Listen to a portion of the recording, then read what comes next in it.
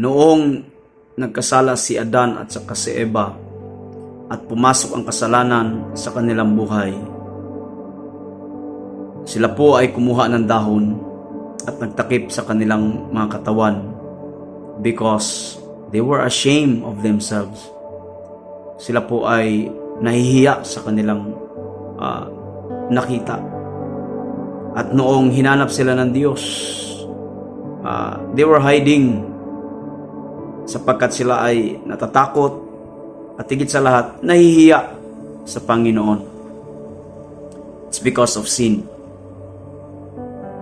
And nung sila po mga kapatid ay pinaalis ng Diyos sa Garden of Eden, before sila pinaalis ng Panginoon, God made a drastic move.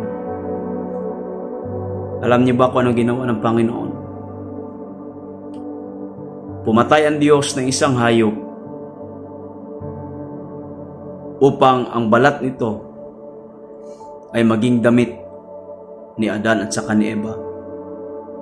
Sapagkat ang dahon ay pansamantala lamang, pero ang balat ng hayop ay pangmatagalan. For me, kapatid, that is grace. That is God's grace. Despite of man's rebellion towards God,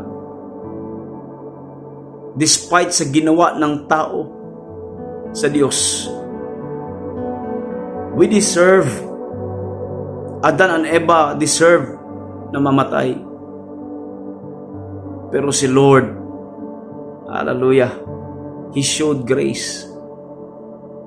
Hindi niya lang pinakita, kundi kanyang ginawa. The grace of God. Think about this, guys. Ikaw at ako ngayon. How many times naging rebelyoso tayo sa Diyos? How many times nagkasala tayo sa Diyos? But still, God forgive us. Wow! Mga kapatid, for me, that is grace. That is God's grace. Remember, mga kapatid, God is the dressmaker. God is our dressmaker. Be grateful, be thankful sa ating Diyos na buhay.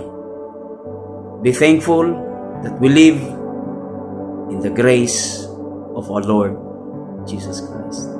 God bless.